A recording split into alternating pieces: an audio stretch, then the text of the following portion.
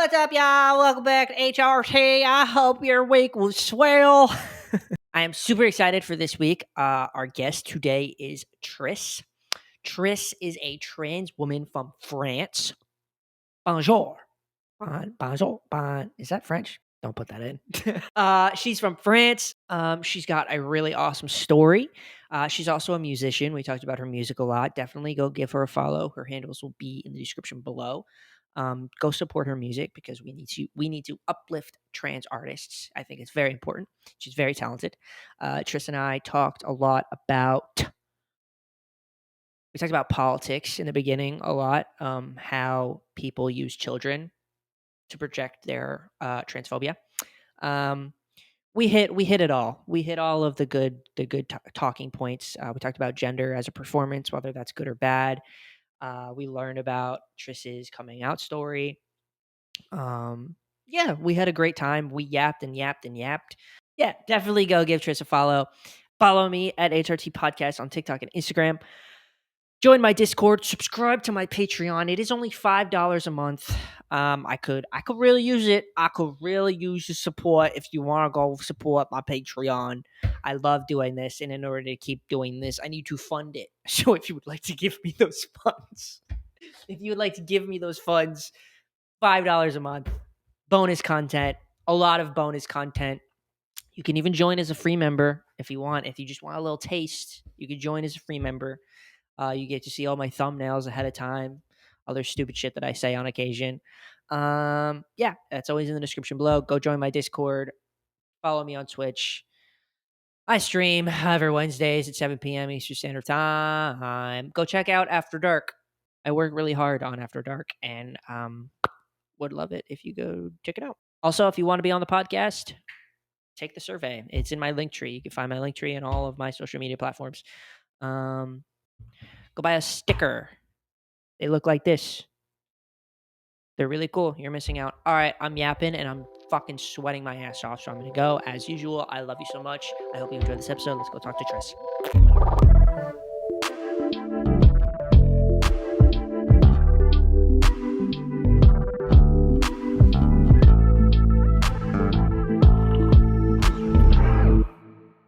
All right, Triss, I'm going to start by asking you where you're from. So currently I am in France. I live in Brittany, which is a department in France. I have been here for 15 years now, though I do retain a very strong English accent in French. It is something that follows me. But I only lived in England for the first 10 years of my life, from a place called Kent, a town called Faversham, which is in the southeast of England. So yeah, that's where I'm from. Hell yeah, that's awesome. I had another guest who was originally from France. She was French and she moved to Canada. Yes. I think you're the first person who's like living in France that I've talked to. So that's dope. How does France treat you as a trans person? Well, I feel like my perception is kind of skewed because the town that I live in is very good, very trans supportive. And also, I got rather lucky with finding a doctor who was very friendly but not very well known at the time. So I managed to see him very quickly, whereas now there's a waiting list. I think it's still under a year, mostly if you want hormones in where I'm from, anywhere, Rennes, France. But yeah, France. I feel like I'm in a bit of a bubble. Like the rest of France isn't the same as how I'm treated in Rennes, and the climate is getting quite hostile. I'd say it's quite like everywhere. It's quite scary times, unfortunately. Yeah, my past guest Ulrich. Yes, Ulrich. I absolutely love Ulrich. She knows she was from France, so I see her post about French politics all the time. Mm-hmm. I can't always read it because it's in French, but it looks bad, and I'm always like, "Oh no, that's not good." Would you say that? I mean, you did just say that the rest of France seems to be a little transphobic for the most part, like politics wise. Yes, well, there's been propositions of law this year that have been very transphobic, notably like one aimed at kids to stop puberty blockers. So, Mm, and this is stuff that doesn't really get into the mainstream. Like I was at a protest against it in France, and if you're concerned, you're there, but if you're not, I feel like it just flies over your head. And what is in the mainstream is starting this kind of very turfy, very feels very British kind of American import stuff that took a while to get here. For a while, I was like, oh yeah, good, I'm not in America or England. You know, they can keep that mm. stuff, but it has arrived here. There have been books this year, um, lots of. So I do feel like it's finally caught up with us, and it is rather upsetting, to say the least. It is really upsetting, and especially, I mean, like I know because like here in America with the new election stuff coming up, Hmm. I just made a post about it the other or yesterday on my Instagram story. They make it about the kids, and they Yeah. like use words and they target like people's attention by bringing up children. And if you really listen, it's like, look, I am all for protecting children. We all Hmm. are. Okay. Hmm. Like, Yeah. we all are. And I think it's like they use words like mutilation and sexual predators and stuff. I just Hmm. saw an interview with Trump saying the exact same thing, using those words. Hmm. And it bothers me because, like, if you want to say protect the children, then fine, say at most be like anybody under the age of, I don't know, 15 is not allowed to transition. And then up until then, they need their parents' Hmm. consent. Then, hell yes, gender affirming care all the way. Hmm. But like, it turns into, I mean, I heard Trump say, like, born in the wrong body. We've never heard of that before Yeah. Gen Z. Are you kidding me? Like, are you joking? Mhm. Like, they use protecting children as a mask to take away Yes. the rights of all Mhm. or gender affirming care to all trans Mhm. people, and that's what's super upsetting. Mm. And I hate that it's not just America, that it's England, and now it's becoming France too. Like, it's Yeah. It's like a wave. It's really upsetting. And talking about children, there's like a phrase that comes up often, which is like, let kids be kids. But I feel like Mhm. that is so much more impactful when a trans person says it, or when someone that really wants to let kids be kids, let kids, like, when I was a little boy, I put on a dress and I got humiliated for it. So that's not very Mm, nice. That's not letting kids be kids, is it? Why don't we right. let kids be themselves and not interfere too much, you know? Exactly. And like, I would say 80 or 98% of trans people would agree, like, exactly, Hmm. let kids be kids. And like, Yeah. a kid does not understand gender, and trans people aren't trying like to teach about gender affirming care or about No. transness in general. Like, Hmm. if my kid comes up to me one day and says, I want to be a girl, or I want to be a boy, or I want to Hmm. wear a dress, or I don't want to wear a dress, like, I'm going to say, hell yeah. Hmm. I'm not going to sit there and be like, do you want to be on hormones? Like, Yeah, no. no, it's not the first thing at all. It's not at all what comes up first. That's Yeah. a big project, you know? Mhm. Hmm. And it's just like, I don't know where they're getting the information that trans people are trying to do that to children. You know what I Hmm. mean? It's Yeah. because, like, because these grown ass men look at trans women and get uncomfortable, Hmm. and they are too insecure with themselves to like figure that out internally, so they project and say, oh, they're children. Hmm. Shut up. Yeah. Shut up. Well, I had quite a It's touching upsetting. moment that, I'd like to share this because we're talking about kids. I Yeah. work in a library part time, and this kid that Mm, I've known for a while, it was Pride Day actually in the small town where I work, and a kid came up to me that I've known for months with his father, who knows I'm trans because I've transitioned at the library. And so he comes up to me mm, and he says, "Oh, my son was asking about what all of this is about. Could you maybe explain?" And I was so happy because I'd been given the permission to talk to a kid about, being queer and pride. And so I talked to him about pride and said, well, it's for people that, sometimes there are like, girls that love girls and boys that love boys. And I said, even there's some little boys that become, girls. And I said to him, I was like you, I was a little boy. And he went, huh? Like he made this little surprise kind of noise. And and it was That's cute. so cute to kind of talk to a little kid like that and not have the dad um like be threatened, like you say, because of my Mm, own hang-ups and sort of issues, whenever I interact with a dad and I feel like they know that I'm trans, then I'm in my head, I feel like they're judging me and that they don't want their kids to be like me. Um, mm, but like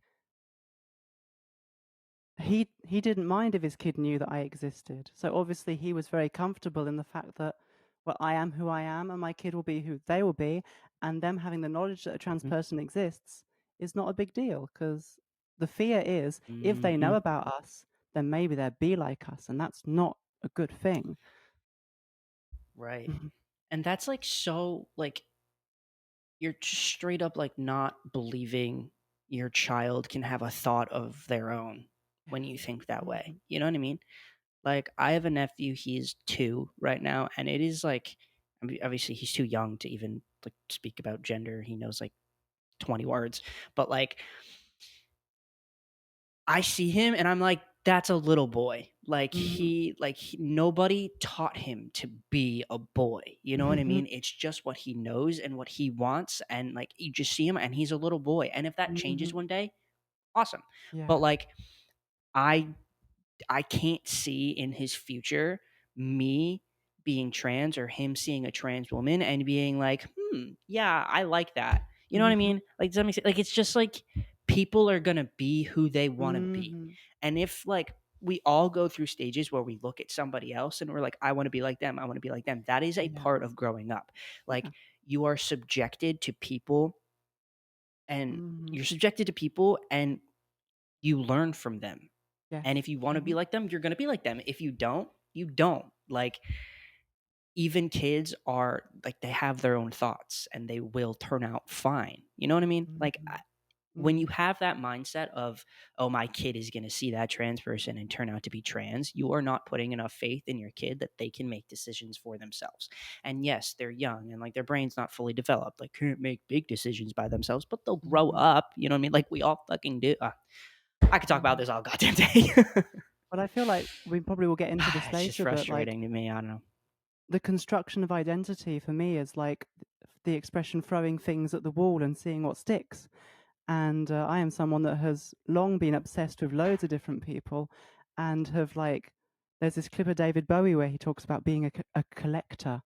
And he says, I collect different things and, different traits and different styles. And, I feel like we're all like that, more or less. And sometimes we do it definitely a lot more in childhood and early adulthood, and then there's people that kind of stop.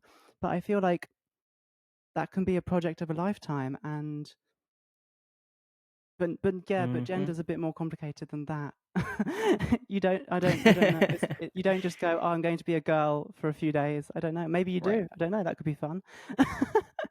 Yeah, I mean, like, there's no harm in experimenting with who you are as a person. I mean, people, like, taking the gender talk out of it, people do it all of the time. Like, we look Mhm. at our favorite celebrities and we make our own personalities based off of them half the time, you know what I mean? Like, Mhm.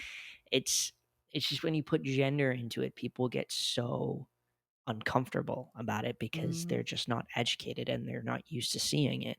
Well, it's like, then sit with it. Like, anything you do in life, you get used to the more you see it and the more you do it. And trans people have been around for way freaking longer than Mhm. these people think. It's like fucking Trump saying, I've never heard of born in the wrong body until this year. Are you kidding me? Yeah, Like, that is very you live under a rock disingenuous. then. I don't know what to tell you. Mhm. Yeah. Ugh. We're gonna get more into gender and being a performance and all of that stuff, Yes. um, in a bit, but I wanted to how old are you, by the way? I'm 24. I'm nearly 25. 24. Nice, nice. Okay, and you are on estrogen? I am. I've been on estrogen for 2 years now. Nice. Do you do injections, pill, gel? So I do gel. I'm a good girl. I do the legal thing in France. I just switched to gel, and I usually have gel in the Google Doc. I Mm. have gel as one of the things. I Mhm. have, injections, pill for women, Mhm. and then gel. And I took the gel part out for this episode of the Google Doc because Mhm. trans women are almost never on gel. I feel like at Yes. least all the trans women I've Mhm. talked to. So I was like, I doubt she's on gel. I'm just gonna take it off. I'm a And you're on gel. special girl. Yeah. That's awesome. How do you like the gel? I really like it, because it's a bit of a ritual, putting it on in the morning, you know, in the winter, I'm kind Mhm. of under the covers waiting for it to dry, and I make my tea, and I don't know, I like it. I don't like injections, like, I'm not a big fan of that, um, just because it kind of I don't like it. It's not anything, like, against it Yeah. philosophically. But, and, and yeah, gel works for me. The doctor said, because I have friends that some people it doesn't work. Like I'm just on gel, and that's kind of naturally pushed my T down and got the E into the right levels. I have friends that just Mhm. doesn't happen for them, so that's why gel is sometimes a bit less popular. Also because you have to do it every Mhm. day. But seeing as it's working and I can get it for free and all of this for all these reasons, I'm very happy with gel. How are you finding gel? I absolutely love gel. Thank you for asking. I Mm, I was on injections for like 7 years, intramuscular. Hated it. Everybody knows. I missed my shot mhm, day at least like 3 times a month, and that's basically the whole month. So, like, it was it was bad. mhm, I was also getting, like, extremely, extremely horrible cramps, from injections. I didn't know it was really from mhm, injections, but I found that, like, I would get really bad cramps the closer I was to my shot day. So I guess, like, my body was, like, running low on testosterone, and that's why I was getting really bad cramps. So now that I've switched to gel, I haven't had a single cramp, and life is great. Um, the whole, like, the ritual, like you just mentioned, like, I get up every morning, I do my hair, I put on the gel, mhm. and a lot of Yeah. people, like, complain that it takes a while to dry, Mhm. or that, like, the contamination aspect of it, like, you can't touch anybody for a while, Yeah. otherwise they'll transition. I really don't find that to be a problem. Like Mhm. if my girlfriend wants to be a man, it's no, I'm just kidding. I Yeah. just I put it on my thighs, and then it Mhm. dries in Yeah. under 3 minutes. I put on shorts, and, like, nobody's Yeah. touching me there during the day anyway, so, Mhm. like, I really don't see a problem with it. It's funny that I you think it's mention great.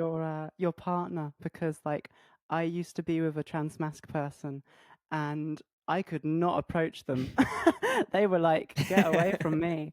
And, but now I'm dating more trans femme people, so we love it. We love that shit. They're like, "Give me some." It wasn't the That's reason for awesome. our breakup. It was No, yeah, I don't know. I felt like I've had a fair amount of guests be like, yeah, that the contamination thing would freak me out, or, like, or I Mhm, don't go near my partner for a while after, and I'm like, I forget that it's on me, and, like, we haven't had a problem. mhm. You know what I mean? Like, I guess maybe it's the time of day that I'm doing. Like, I get out of bed, and then, like, I don't sit on the couch. I, like, go straight to work. So, Yeah. like, maybe that's why. Mhm, But I do know somebody who puts the gel on right before bed, and I'm mhm. like, "Okay, I can see how that would be a problem." Yeah. Yeah, I mean, you've got to Which I mean, like, it's like you say, I used to put gel in my hair every day in the 2000s, so I like gel. I've always liked gel. Boys like gel. Uh, Now, do you wanna stay on the gel for as long as possible, or do you wanna switch at any point to, the pill or something? Well, I saw my doctor for the 2 years, and I'm at quite a high Mhm, level of E at the moment, and so he was like, "Oh, well, we can keep you on this for the next year, 2 years, and then we can bring down your levels, because, to get you off to a running start." And it is mm. true that I do pump the gel on, I put quite a lot on, And so I'm cool with that. I'm cool with if it's, it's like if it's working, if I feel good in my body, it's like the proof's in the pudding. I Mhm. love that expression. I'm I'm a bit obsessed with expressions. Anyway, and so yeah, it's like if it's working for me, I'm good with it. I'm cool with it. Hell yeah, I love it. I had always felt so iffy about gel. Yeah, I had like a bad like belief that gel like didn't work or that it would make me like detransition or something if I went on it. Yeah. But I think it's just like the best one out of all of Mhm. them. What's up, y'all? If you're enjoying this conversation, then you should definitely go check out the HRT Patreon. It is very cheap, it's only a couple bucks a month. And with that, you get bonus content from a bunch of other episodes. And if you want to see this podcast grow and you want to help me out, I would greatly appreciate it. You can find the link in the description below, as always. And yeah, if you want to hear the rest of this conversation, gotta go find it on Patreon. All right, I love you all so much. Let's continue with this episode. Yeah, I feel like my doctor's like my fairy godmother. No, but seriously, when I went to see him for That's the first awesome. time, I was like, "So what's the side effects like? Am I gonna like half my life expectancy or something?" I was like, "There must be a catch, Mhm. for transforming me into a woman." And he was like, "No, you just like change the risks that generally associated with maleness, you swap that for the female ones. So instead of having an increased Mhm. risk of a heart attack, you have more chance of breast cancer. So it's just literally swapping Mhm. the risks of the gender. I mean, that's Yeah. all. That's it, really. Apart from, but obviously, there's fertility as well. But you can do stuff about that too. So really, there's. I was so gobsmacked when there was no risk. I was like, "What? There must be a catch, doctor." There must be. I mean, like you can't, wave your magic wand and there not be a catch. Like it's like Ursula in the Little Mermaid. Like there's always something in the small print. No, for real. And it gets very misconstrued too, because as you said, like now I'm at risk for a heart attack or to have a Hmm. shorter lifespan and stuff. And like they like put that as a risk of taking testosterone, but they Yeah, don't explain that it's not necessarily a risk of testosterone, it's just a risk of being a man. Like yeah, that's yeah. just what comes Hmm. with testosterone. It's not like that's not Yeah. you're not you're only more subjected to that because Hmm. other men are Yeah, or and no women more than are. any other Like, man. yeah, and they're Hmm. just trying to scare you, I think. Yeah. Like, I think it's messed up that they're not. I mean, they Hmm. still don't know enough about hormones for trans people, but the No. way they're like, accept the risks, blah, blah, blah, blah, blah, Mm. blah, blah. It's like it's every other fucking. Just, it annoys me. It annoys me. This is why I love following older trans people online and seeing, seeing that they're living happy, healthy lives. There's one trans woman in Hmm. France called Bambi, and there's a great documentary about her. And she's 88, and she's been on hormones since her teenage years. She's doing great. She's lovely. you know. That's awesome. I Hmm. love, love, love to see older trans people. And my last episode, it's not out yet. Um, Hmm. I was talking about this with Spencer.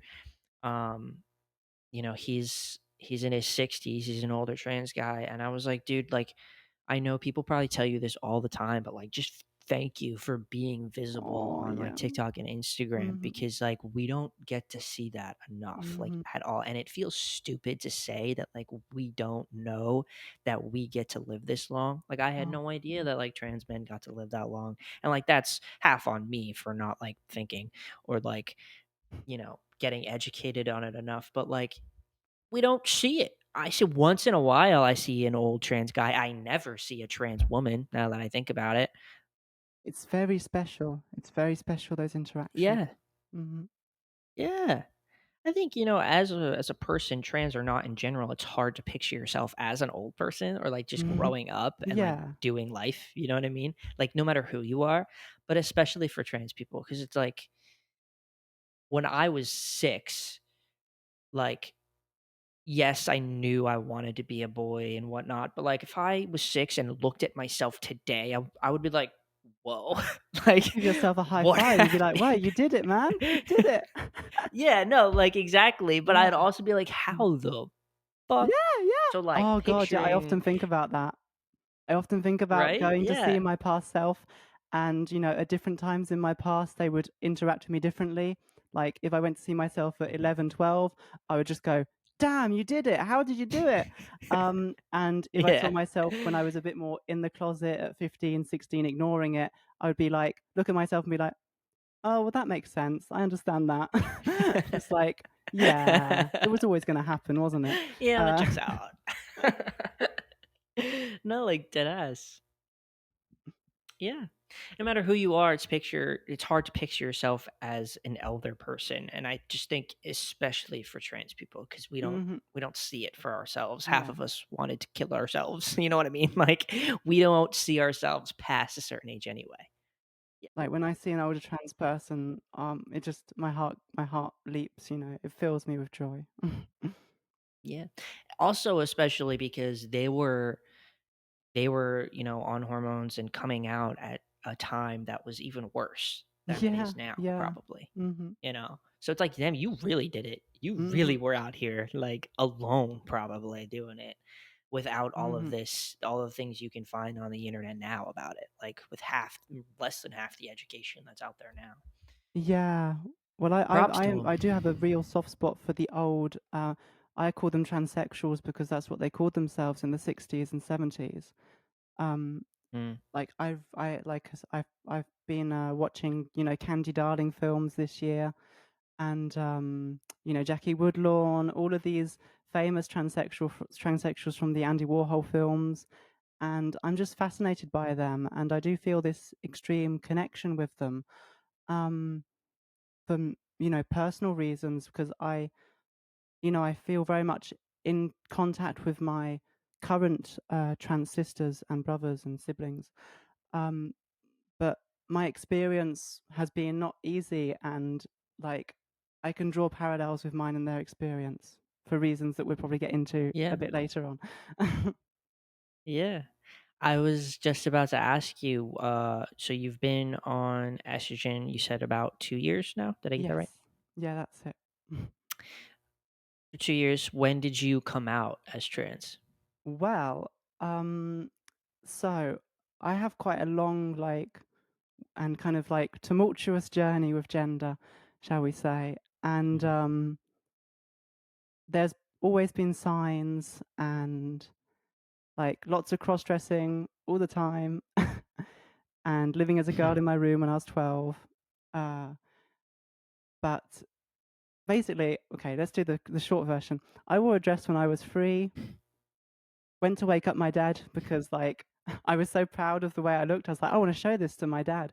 So I went to wake him up, and he kind of screamed because he didn't know who I was, because he didn't recognize me. He thought there was a random little girl in the house.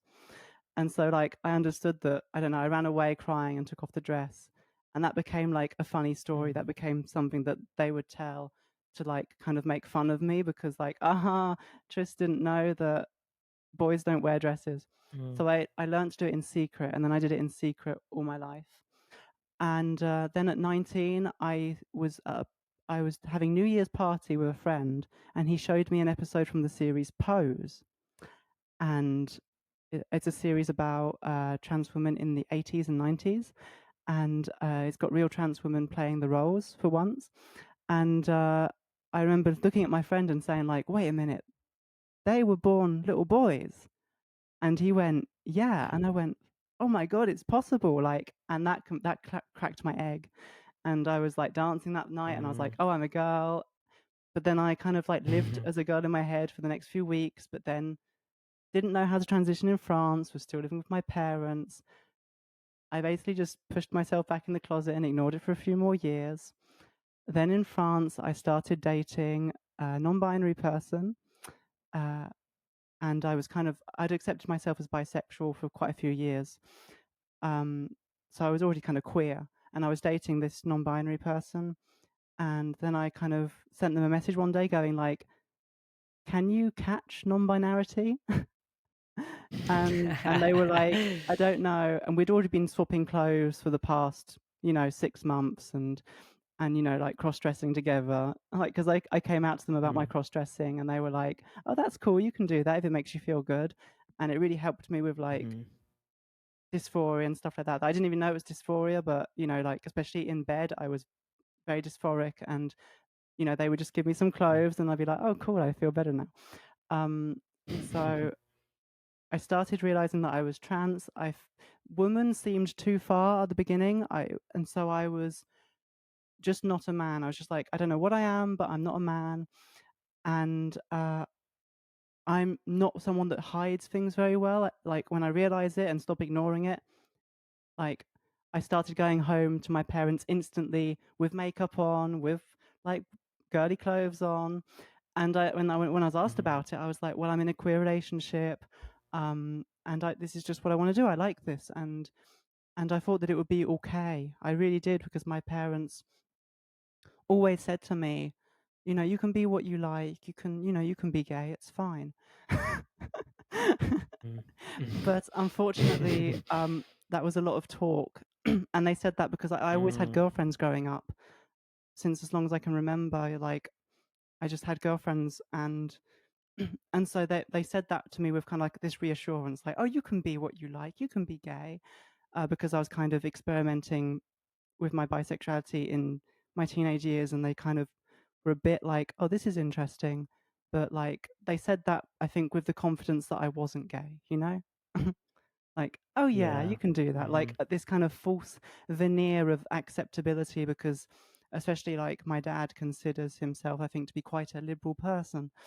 Um, but it's all a veneer, unfortunately. And so I had to stop going home that year in 2021. Before hormones, before anything, I was using they, she pronouns and uh, and just cross dressing and well, not even cross dressing because I was non binary, so I can wear what the hell I like. But so I had to stop going home because I'd just get shouted at every time I went home. Like, oh, and it was too much. I didn't talk about this very much. I made a video to, as a big video about my trans story a few months ago. I spent a lot of time on it, and it was like my last ditch attempt to like explain myself to my family, and they responded very negatively to it, which really hurt me. But now, so now I'm not really trying to mask what happened. As far as I'm concerned, I'm going to tell my story as it happened. Um, period. so yeah, Yeah. they just completely, just well, not my dad really. My dad's very aggressive, and he just would shout at me. And so I stopped going home and I thought if I give him some space and time, he'll get over it. But unfortunately, he just didn't ever talk to me again. And so it was me that sent him a nice letter, made a nice video. It was me that did stuff to try and get him over to my side.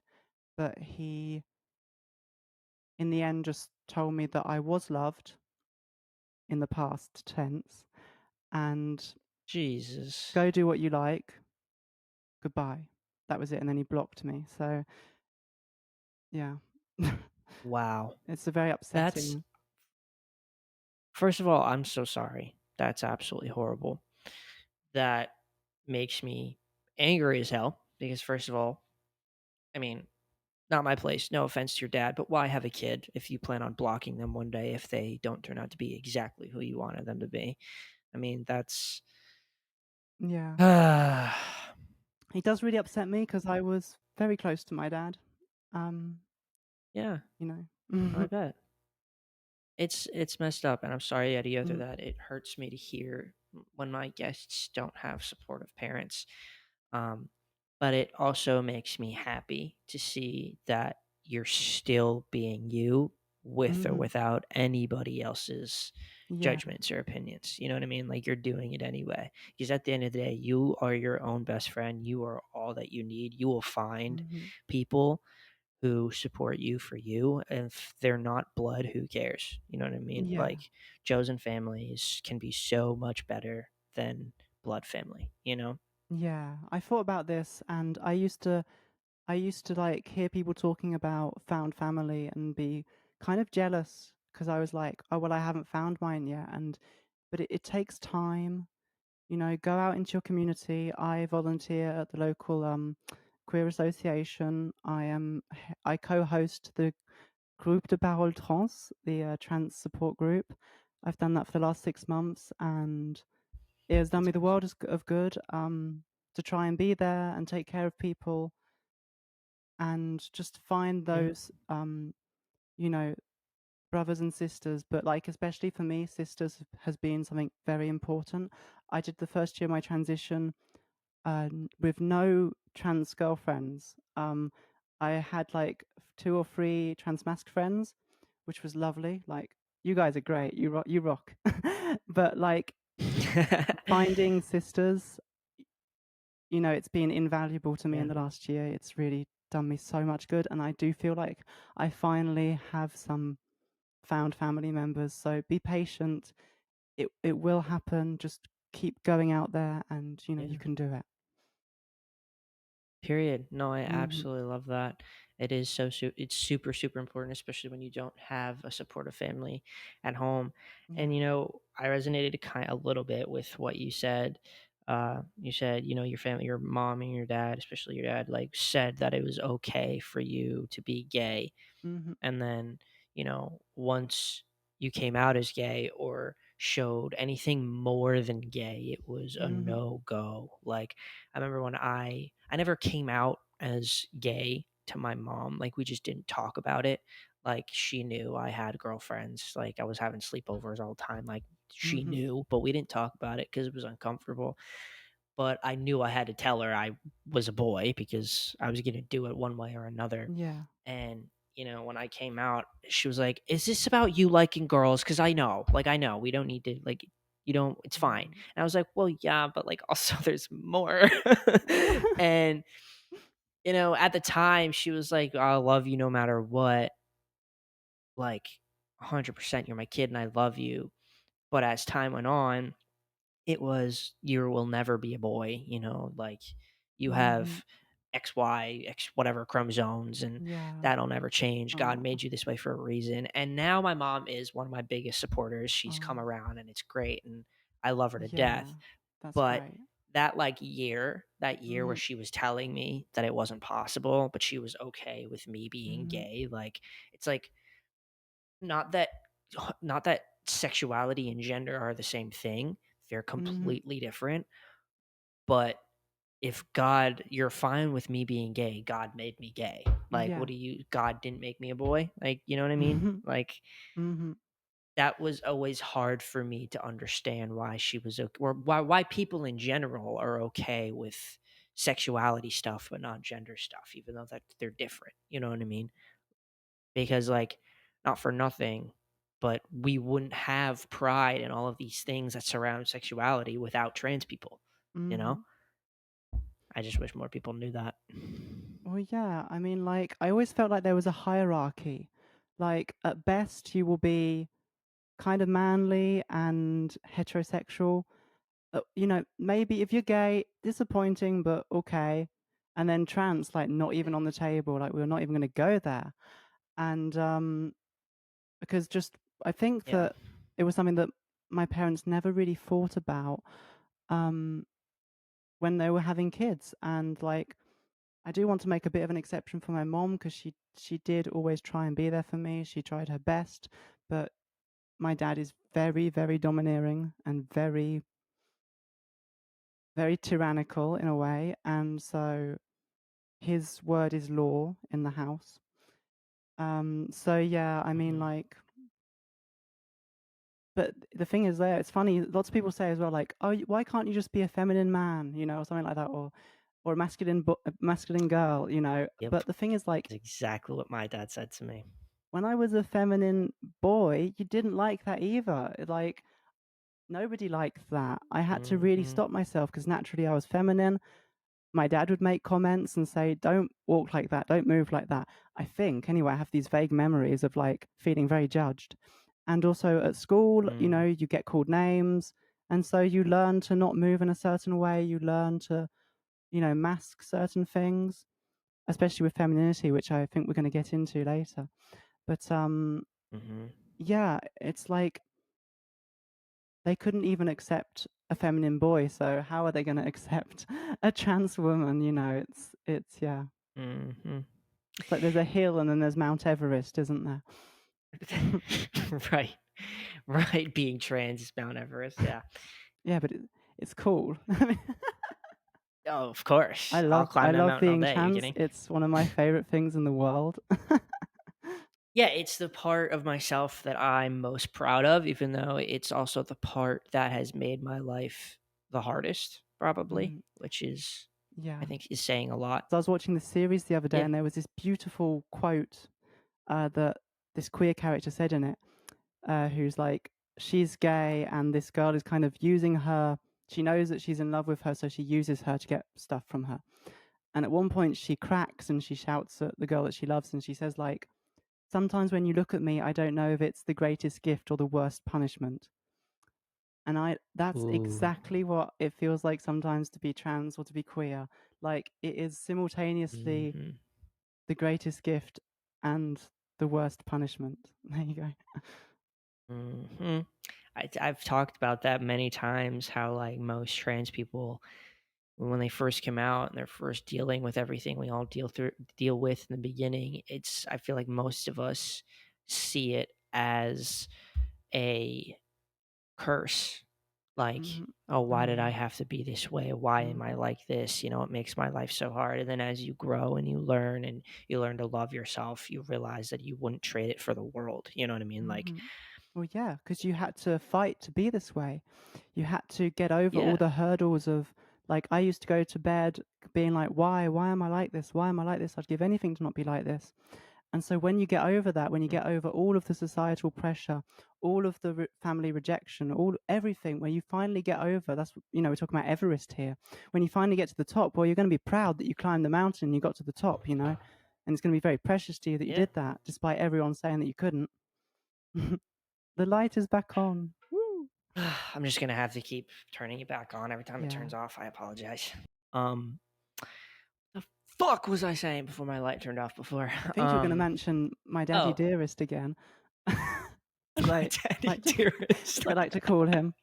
I have a very black sense of humor. I think that when shit happens to you, you develop this kind of defense mechanism. So yeah, what were you going to Oh say yeah. about daddy? I, I love coping with humor, so it's fine. Um, my dad, this is why Mhm. I cope with humor. Your dad said to you, why can't you just be a feminine boy or Mm. whatever? I'm My a very dad feminine said boy. the exact same thing to me. Yeah, my dad said the same thing to me, just opposite. Just be a Yeah. fucking butch lesbian, I guess. And then he was like, he's like, you'll get more ass if you just stay a girl.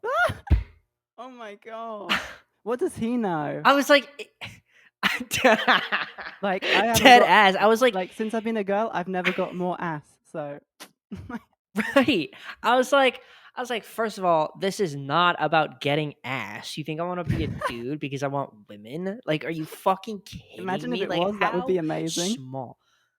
Right. I, Like, how I'm not dumb. small, I'm like, not does your dumb. brain have to be? This was calculated. This was. I get comments all the time, like saying that Mhm. well, people think I'm cis online sometimes, and they're Yeah. like, "Oh, you're an ally so that you'll get pussy," and I'm like, "Yo, you're disgusting. Like Oh you're my god. horrible."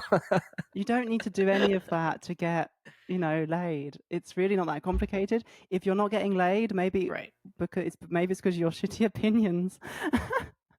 Right. And it's weird. Like, if you are out here commenting on somebody's stuff saying that they're only being a good person so they get laid, doesn't that mean that women prefer good people and you should be one too? Like, Yeah. I've never understood that. Oh no. uh, Yeah, people do shoot themselves in the foot idiots. sometimes, don't they? Truly. Truly, Mhm. most people who comment negative things on Yeah. my channel. 100%. Um, let's talk about, and we're hitting the 50-minute mark now because we like to yap. We're big Yes. yappers over here. Um, let's talk about gender as a performance. Because when you took the survey, you said that, and I was like, I love the way this girl thinks. I'm gonna get her on, and that's what made me want you to be on the Mhm. podcast.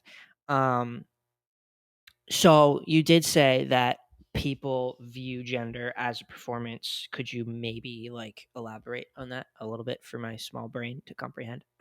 Yeah, well, I thought a lot about this, and it's a bit like what RuPaul said, like, "We're all born naked and the rest is drag." And, Ooh. even before transitioning, like, I used to put quite a lot of effort into my persona, and I see the creation of one's identity as a creative pursuit. I see it as like a great one of the great creative pursuits of my life. Like there's creating my music and there's also creating myself.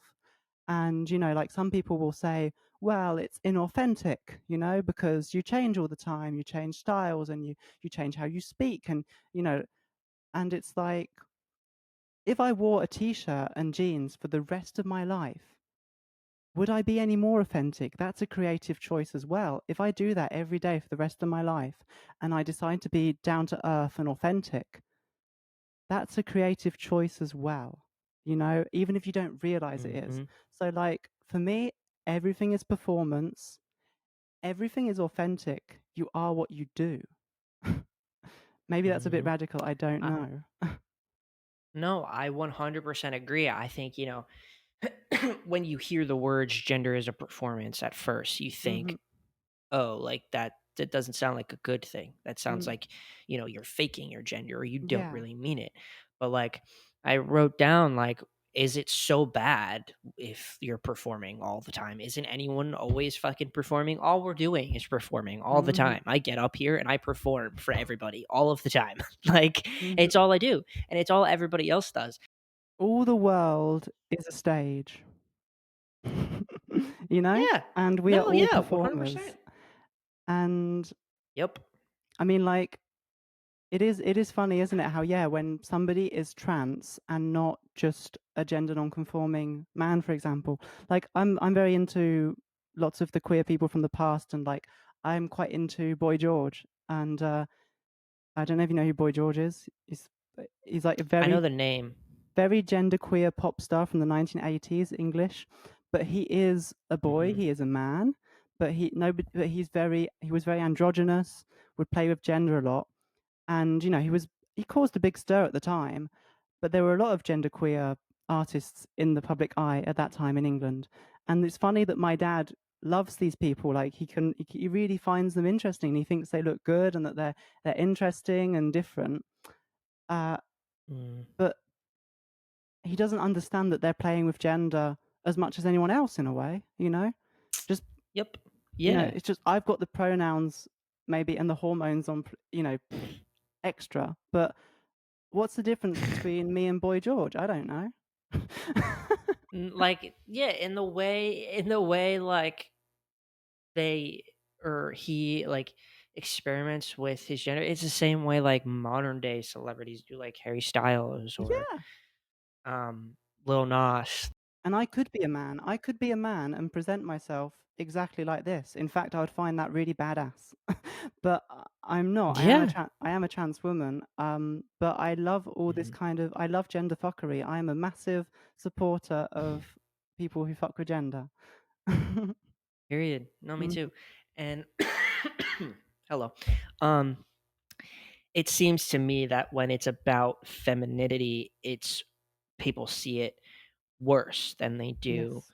like yeah, because like, I mentioned Harry Styles, like, and I'm Mhm, sure Boy George and Little Nas, it's all like they were born men who tend to be more feminine and mhm, they get the most hate, or, besides for trans women, but mhm, they get the most hate because it's femininity that they're playing with, where like, mhm, yes, biological women who dress more masculine do get hate, but not half as much as the other side. mhm, And, you know, because the women who are dressing more masculine are just confused. And like we don't pay attention to that as much because they're just confused because women mhm. are confused and stupid in society's eyes. Or Yeah, it's like very men should be infantilizing. masculine and brave and Mhm, yeah. And it's like you're not confused. There's something wrong with you. Like you're, Mm. you I'd know, say it's more than that. It's more general than that in a way, because I'd say that yeah, masculinity is valorized, if that's an English word, and kind of like held in higher esteem than femininity in the general basis, like for everyone. Like, so a more masculine girl will be seen as kind of capable. Like we all remember the tomboys true, at school that would be like good at football or good at tennis, and people would be like, oh yeah, she's really good. Like there'd be this kind of respect, but there would be no respect for the little true. femboy. Like Mm-hmm. there'd be no like, oh yeah, Yup. like damn, you're really good at putting outfits together. Uh-huh. you know?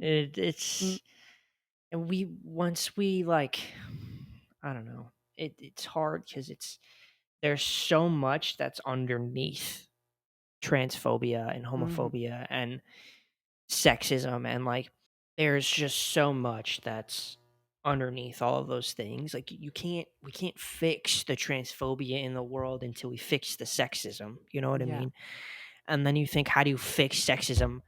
Yeah, like I don't know. Like I that seems hard to do, at this mm, rate. Like and that's why it's hard, I think, for trans people to have hope sometimes because there's just so many layers to this shit. Like women have to be respected more as a whole before we can yeah, even yeah. hope Well, for trans as people, as someone who has like transitioned from male to female, like the way that I'm treated is so different. It's crazy, and And like there's uh, nice little things like at the beginning it was quite funny. Like a year ago I was starting to kind of pass quite well for the first time, and I used to have trouble getting on and off buses because so I'd get on the bus, and like to get on there would be like maybe a man in front of me, and so even mhm, if he was nearer to the bus than me, he would wait and make a point of like, oh, you go first, or like same for getting off the bus. And so because I was still in like my mhm. this never happened to me, like, so I was like, oh, I have to go first because I'm a girl. You know what I mean? Like there's all these little things Yeah, that are like, and I have to remind myself. And now it's just like, just go. I just, the bus is mine. But right. but Yeah. it is funny how the world treats you differently. I mean, that's quite a nice example, I suppose, if you can kind of put up with Mhm. traditional gallantry. But there are crappier things. You saying that trans men are kind of infantilized. Wait, what does that word mean? Infantilized, like Huh? to like to treat them as children. You know, to treat them like Oh, they're yeah. not old Oh, enough, like they're yeah. not, in a kind of sexist, like, oh, women can't make their own decisions. But like trans women are sexualized, and like we're just sexual perverts, because otherwise how do you explain it? How would you explain the complete and utter idiotic decision to downgrade your gender? I mean, I think it's a massive upgrade personally, but Mhm. like Period. in society, kind of societal view, you give up kind of security, you give up um social kind of hierarchy dominance and stuff like that. You give up lots of things, and I do feel that I have dropped a lot in social pegs, since being kind of like middle class white boy, good education, to trans Mhm. woman without a family and artist. It's like Mhm. but it's all good. And yeah. Yeah, and I mean, I say it all the time, but that's how you know this shit's not a choice because why would you Mhm, choose to lose all of that? I mean, mhm, you're doing it so that you could be who you are on the inside, on the outside, and that mhm, is just as important in this life as anything else. This shit is not a choice. mhm, Not a choice. And you're right, like yeah, I had it like reversed. Like I guess I gained a lot of things socially. Like people listen to me more and like, you know, I don't have to mhm, be so afraid when I'm in public alone. Like I'm actually like pretty confident now when I'm alone in public and it's a mhm. weird feeling. Like Yeah, you have to get used to that. the only thing that I think that not the only thing, let me be very clear, but one of Mhm, the things I think I lost socially is yes, I'm more respected in public, but sometimes I'm not in the sense, you know, I look younger. I'm not as tall as mhm, any other guy. Testosterone is like the fountain of youth. It makes me look like I'm 12, especially when I like shaved and whatnot. mhm, And people treat me like I'm stupid and like a kid, like I don't know what I'm talking about, but I would take that any day over the way women are treated. You know what I mean? Mm, Because I have to deal with that on top of so many other things, which is yeah. You know, there's good things and bad things about being treated as a man or a woman in society, but at the end of the day, like if you are trans, not always, but like I do feel much more equipped for the social role that is expected of women rather than the one that is expected of men. You know, like this is kind of a silly mhm, example, but like I work part time in the library to finance my music, and on the way to the library when I walk from the bus stop, there is like there's workmen that are all working and doing building stuff. I mean, this is like very, but I see them all like, you know, with their shirts off, you know, being all manly and everything. And I go in my nice little mhm. outfits to the library, you know, to work with practically only women. And it gives me Mm. this strange, I mean, I know that men and women can do everything, you know, in society, but like I have always ended up surrounded by mainly women, and you know, I could have been the man. I could have. This isn't caving into social pressure, as in like I'm surrounded by women all the time. I must become one. Um, but um, but there is this kind of like, oh yeah, I feel good in this role. You know what I mean? And it's a shame that Mhm. that is Yeah. expected of a certain gender, of a certain kind of body. It's a real shame that we look at people when they're born and go, "You're like this, so you're going to be like this for the rest of your life." I find that insane and idiotic that we look at a child and how they are like constituted, and when we make so many assumptions about, oh, well, you know, he's going to be a big, strong boy, you can tell, you know, just because of like, I don't know, a Right. bit of skin, it seems completely insane to me. Right. I mean, who no matter if you're that person's parent or not, who are you to tell somebody who they're gonna be or who what they should be? Hmm. Like, that has always bothered me as well. Mm, Like and, like, how do you even look at a kid and, like you could say in the moment, like I said earlier, like my nephew, like, he's a boy, and I can see that he loves being a boy. mhm. Like, I think you could say that, but then, like, I don't know what's going to happen in the future, you know what I No, mean? Like, 'cause I liked being a and little he boy, needs to have yeah, you yeah, know, exactly, and just like because he likes gender is being a little boy complicated. now doesn't mean he's always going to be. Yeah. Yeah, exactly, Like, 100%. I liked putting I don't gel in know. my hair, I liked climbing trees, I liked doing loads of stuff that was kind of typically boyish. I just kept the girly stuff to Yeah, myself because, like, I learnt to because I was shamed for it, and I was quite versatile. that's a take.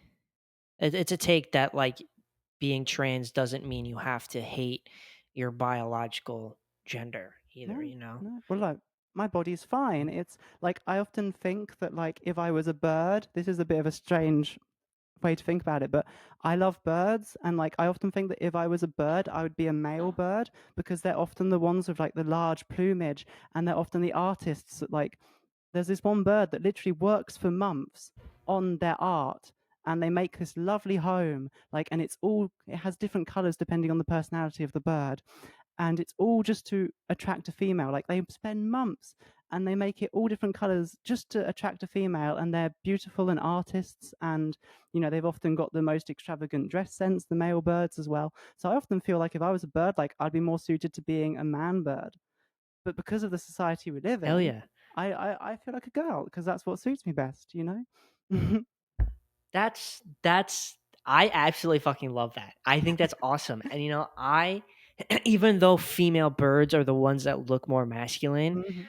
I would still be a male bird too. Yeah. Cause like, I I would love that I would 100% be a male and still be Yeah. giving male attributes that are meant to be male attributes in male Yeah. world, you know That's what I the mean? thing. Like Like, it's interesting, I'm isn't gonna it? start Like asking people that question. what kind I'm of gonna bird start would they asking be? people that question on the What kind of podcast. bird would Yeah. you be? Well, I know a lot of trans men that would be definitely the male birds.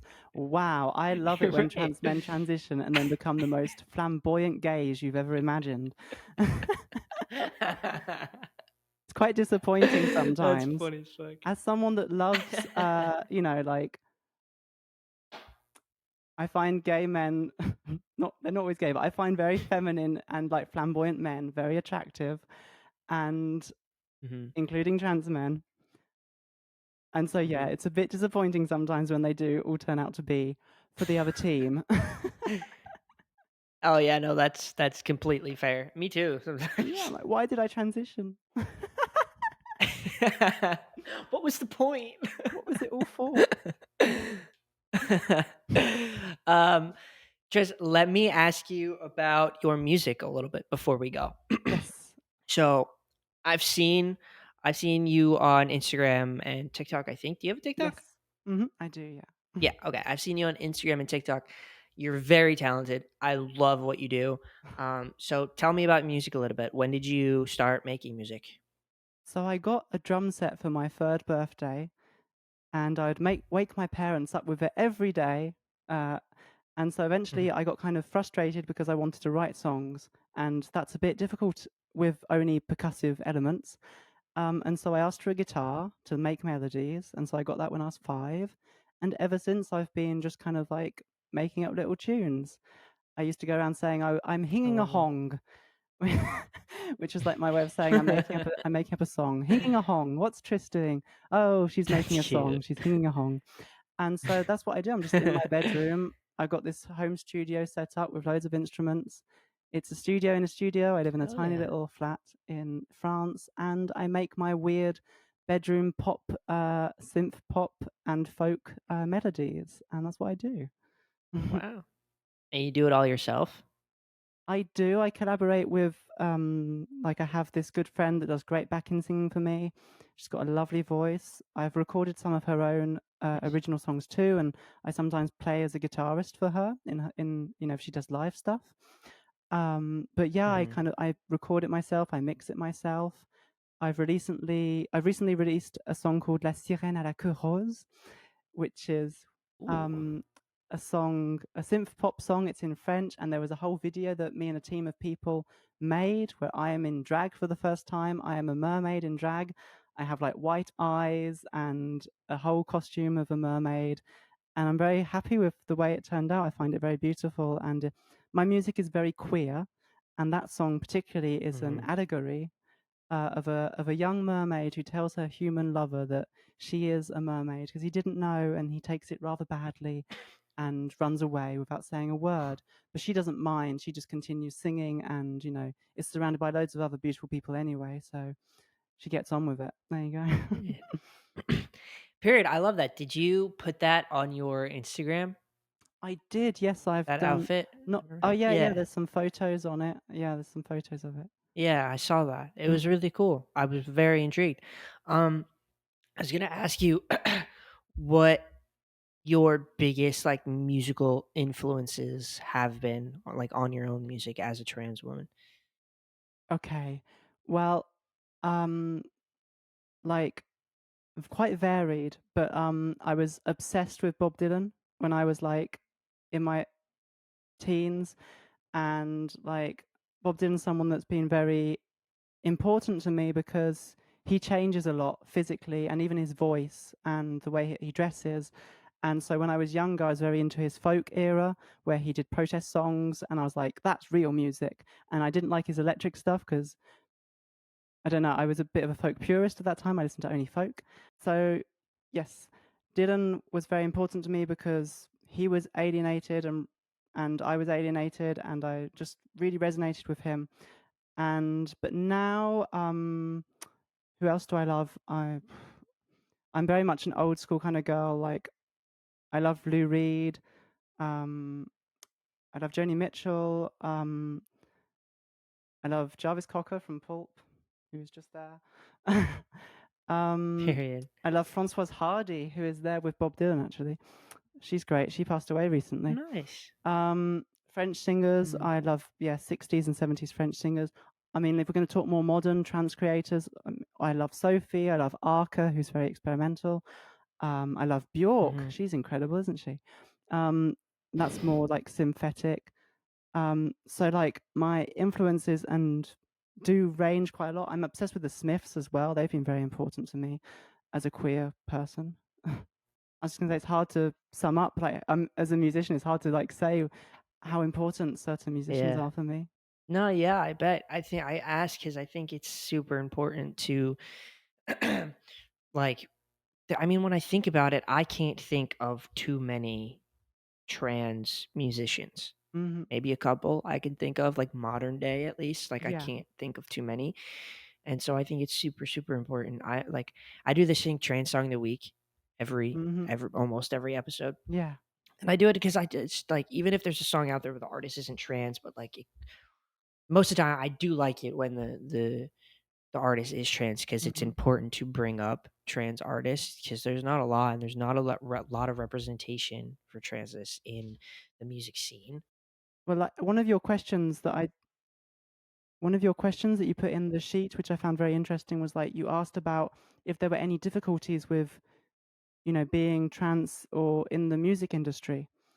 And Yeah. I'm quite reclusive, so I'm not really too much in the music industry. But with the little contacts that I have had, I have found it quite disappointing because, like I sometimes get offered to play at a woman's event or at a queer event, which is very nice, but it's like that's the only slots for me. If not, I'm not really Mm. thought of. Or like I have interactions with people where they're like, "Oh, I love what you do, but I just can't think of where I'd place you with the lineup."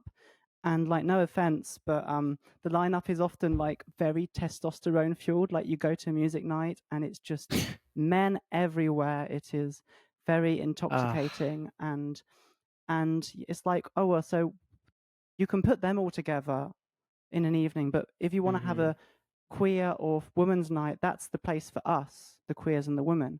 It's like I find it's and as well, it's done with this veneer of like trying to be supportive, like, oh, we're organizing a queer night and we thought of you. But for me, it comes off as kind of dehumanizing and like, oh, I only thought of you. Yeah. You would only be suitable for this kind of evening. You know what I mean? It's almost like segregation, for God's sake. Mm. Yeah, 100%. I would say so too. Like you're being chosen to do something Hmm. like for women and queer people, which is great, but it's like on the other hand, you're only getting chosen for it because you are queer and a woman. Yeah. Like, but you're also a musician. And in that Hmm. scene, I feel like that's what you should be chosen for because that's what you're doing, you know? Yeah. I think that's fucked up too. Like it's hidden as a good thing that they're doing for women and queer people when it's really they're just making more room for Yeah. men. Yeah. I mean, I understand more when it's an event that's actually organized by women. Like, I like that. I support that. Where it's like, there's too many men around here. Let's do a real women's night. That's cool. But sometimes it is actually the people that Mhm. organize loads of other just standard events. And it is interesting how the standard events are very male and the non-standard Mm. events, Pride Month time. Oh, you can come out now. You can come out of your bedroom, Yeah, Tris, right. because it's Pride Month. Yeah. Oh, that's so frustrating. Hmm. I mean, I see it all over, like in the US too, like even like the music industry, like big time wise, like you still see how men rule the whole thing. And Hmm. most of the times it's bad men who are in charge of everything. And it's always, from the audience's point of view, it's always the women who are problematic. Like we are talking about Taylor Swift before, like she's one of them. Yeah, Like it's true. It's true. it's Hmm. it's messed up. Mhm, I mhm. mean, and I want to see more trans representation in music, but as I was saying before, like we don't even have like the best woman representation in music Mhm. right now. So how are we going to get trans representation? It's just like I don't know. Yeah. But that's why I like to do trans song of the week, especially when there's a trans artist who actually wrote the song because it's super important. Like I think trans people need more music that is about being trans. Like Mhm. Yeah, we have The definitely. Village by whatever the hell their Mhm. names are. Like that's Mhm. about it. That's actually about being trans. And like Yeah. I love the song, but I need more than that? I like, Boy Junior. They're like a real, like, gender fuck artist that make cool stuff on Instagram, and they're on Spotify, and they've been quite a big inspiration to me. Yeah, they're really cool.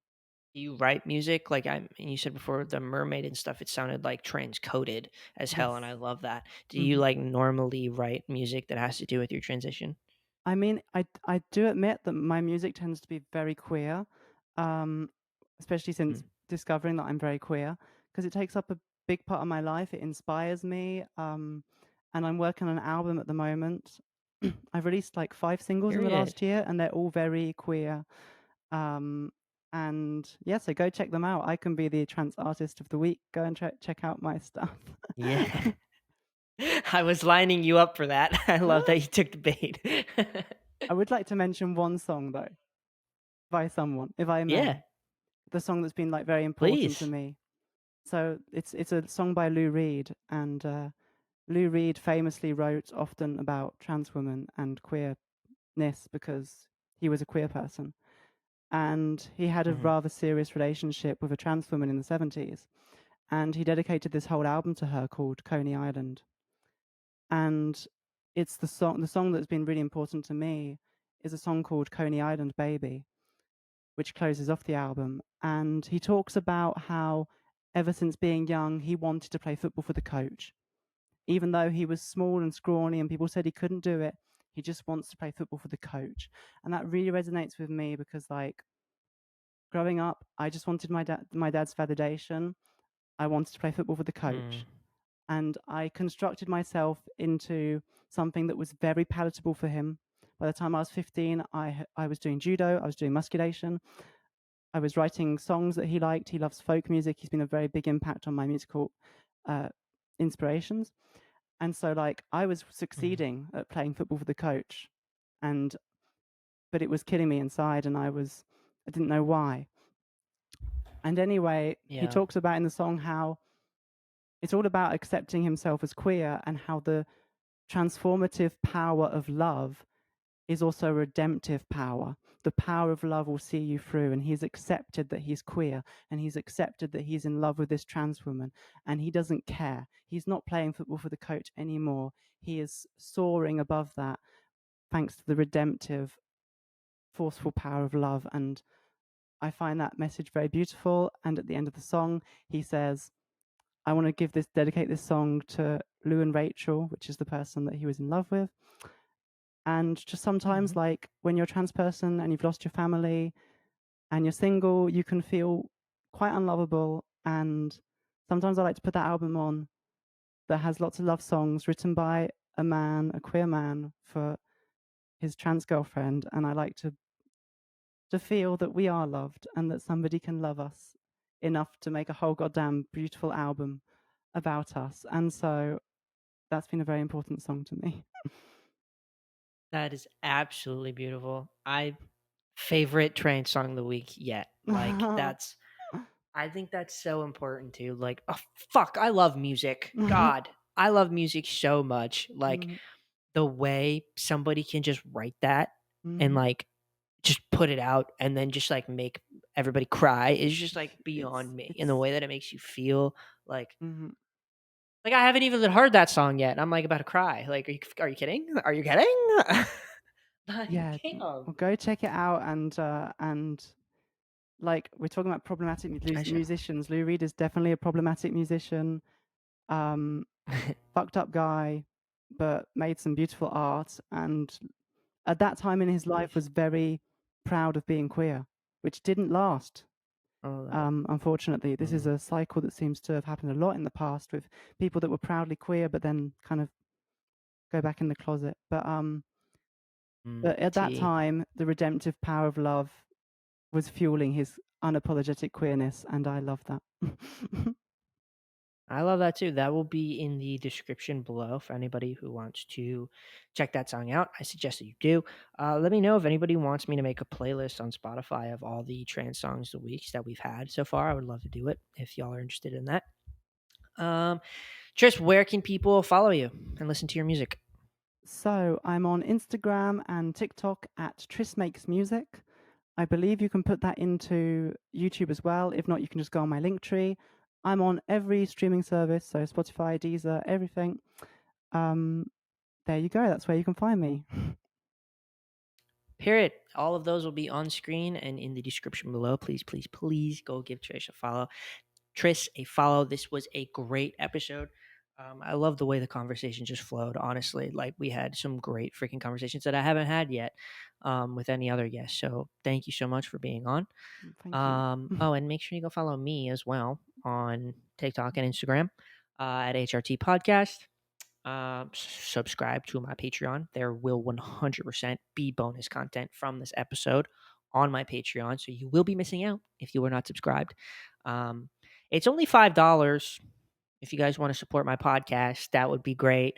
I love doing this, and the support would mean a lot to me. Join my Discord. Follow me on Twitch. I stream every Wednesday night at 7 p.m. Eastern Standard Time. And go check out After Dark if you haven't already. I would appreciate it. This was an amazing episode, really, for real. Thank you so much again for coming on. I had Thank you such a for good having time. me. It was a pleasure to speak to you. Of course. I will see you guys next week. I love you so much. Bye.